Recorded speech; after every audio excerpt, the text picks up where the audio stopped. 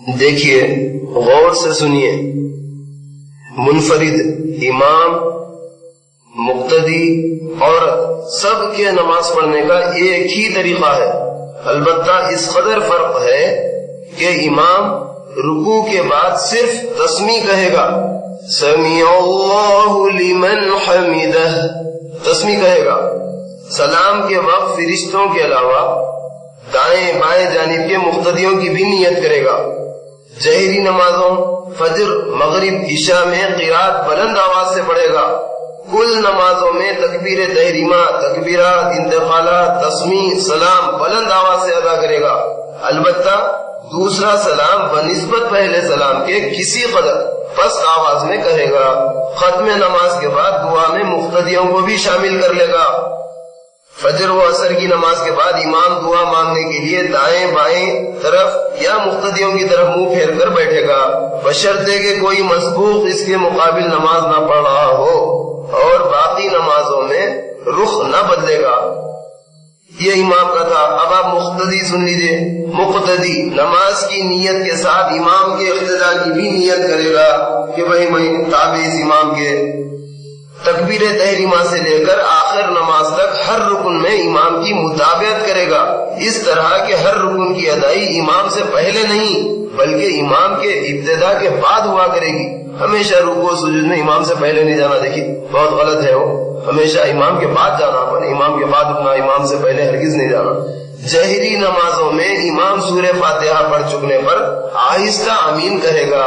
قرات کے سوا باقی سب اذکار امام کی طرح ادا کرنا، البتہ امام کی طرح مطلب جیسے تکبیر تحریمہ ہے، تکبیرات ہے، انتقالات ہے، سب کے سب آہستہ آواز سے ادا کریں گے آپ، البتہ رکوع کے بعد تسمیع کی بجائے آپ سمیع اللہ لمن حمدہ کی بجائے تحمید کہیں گے، ربنا لک الحمد بولیں گے آپ۔ سلام کے وقت فرشتوں کے علاوہ امام کی اور دائیں بائیں جانب کے مقتدیوں کی بھی نیت کرے گا۔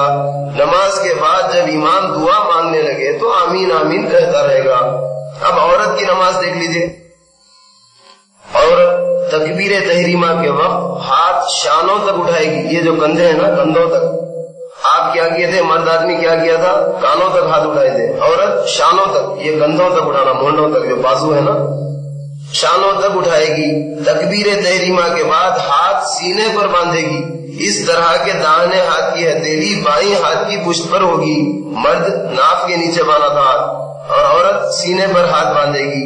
رکوع میں کم جھکے گی، سمٹی رہے گی، گھٹنوں کو جھکا لے گی، ہاتھ گھٹنوں پر رکھ لے گی، پکڑے گی نہیں، مرد آدمی پکڑا تھا گھٹنوں کو، ہاتھ گھٹنوں پر رکھ لے گی، ہاتھوں کی انگلیاں نہ پھیلائے گی، پھیلانا نہیں، ملی رکھے گی، سجدے میں بغل نہ کھولے گی، ہاتھ زمین پر بچھا دے گی، کونیوں تک ہاتھ بچھے ہوئے، سمٹی رہے گی، قاعدے میں دونوں پاؤں دائیں طرف نکال کر، یعنی سیدھی جانب نکال دینا، نکال کر بائیں سرین پر بیٹھے گی، ہاتھوں کی انگلیاں ملی رکھے گی، کسی نماز میں بھی بلند آواز سے نہ پڑھے گی۔